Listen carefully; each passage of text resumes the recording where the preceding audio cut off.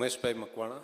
માનનીય અધ્યક્ષશ્રી, આપના મારફત માનનીય મંત્રીશ્રીને પૂછવા માગું છું કે પ્રધાનમંત્રી આવાસ યોજના જે ગ્રામીણની જે છે એમાં રાજ્ય સરકારે ટોપઅપમાં 50,000ની જે સહાય યોજના જાહેર કરી છે, ખૂબ સારી છે, અને આ યોજનામાં કેવા પ્રકારના લોકોને આનો લાભ મળી શકે તેમ છે? માનનીય અધ્યક્ષશ્રી, માનનીય મુખ્યમંત્રીશ્રી સાહેબનો આભાર માનવો જોઈએ કે જે આગળના વર્ષમાં 2016-17થી શરૂ કરીને આ પ્રધાનમંત્રી આવાસ યોજનાની શરૂઆત થઈ.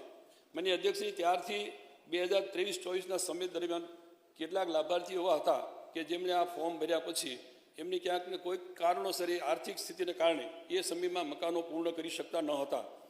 અને આ માનનીય મુખ્યમંત્રી સાહેબને સરકારના ધ્યાન ઉપર આવ્યું એટલે અમે 2024-25ની અંદર માનનીય અધ્યક્ષશ્રી એના માટે આ મકાનો અધૂરા જ ન રહે તો એના માટે શું કરવું, તો માનનીય અધ્યક્ષશ્રી 2024-25માં આ યોજનાને આપણે નવેસરથી કે દરેક લાભાર્થીને આપણે 50,000 રૂપિયા આપીએ જેથી કરીને આ મકાન અધૂરા ન રહી જાય.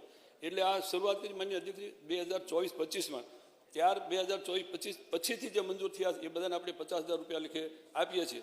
પણ માનનીય અધ્યક્ષશ્રી, હમણે તેથી અમારા માનનીય સભ્યશ્રીએ કીધું તેમ આ પાછળની લાંબી દ્રષ્ટિથી માનનીય મુખ્યમંત્રી સાહેબે આ વખતે એમ કીધું કે આપણે આ 24-25થી આપીએ છીએ પણ એની પાછળના જે મકાનો અધૂરા એના માટે શું, તો એના માટે માનનીય અધ્યક્ષશ્રી એવા લગભગ 18,000 જેટલા આવા લાભાર્થીઓ પોતાના મકાનોના અધૂરા રહી ગયા હતા.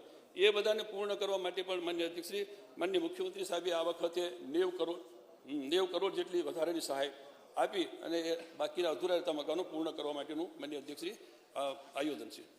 પ્રશ્ન ક્રમાંક 7.